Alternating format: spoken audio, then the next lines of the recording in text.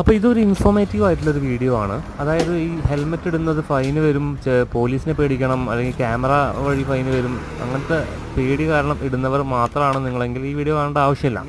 അതല്ല, ഹെൽമെറ്റ് ഇടുന്നത് നമുക്ക് സേഫ്റ്റിക്ക് കൂടി വേണ്ടിയിട്ടാണ് എന്നുള്ളൊരു ചിന്ത ഉണ്ടെങ്കിൽ ഇത് മസ്റ്റായിട്ടും കാണുക. കാരണം എന്താ വെച്ചാൽ ഈ ഹെൽമെറ്റ് ഇടുമ്പോൾ മെയിനായിട്ട് അതിൻ്റെ താഴെ ഒരു ലോക്ക് വരുന്നുണ്ട്.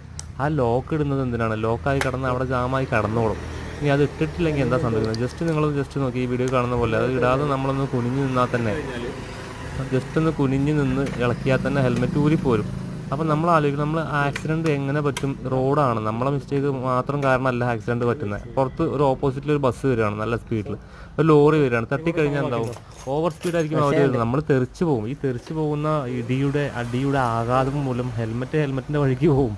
നമ്മളെ തല എവിടെയെങ്കിലും പോയി പൊട്ടി മരിച്ചു കഴിഞ്ഞാൽ നമുക്കാണ് നഷ്ടം, നമ്മുടെ ഫാമിലിക്കാണ് നഷ്ടം.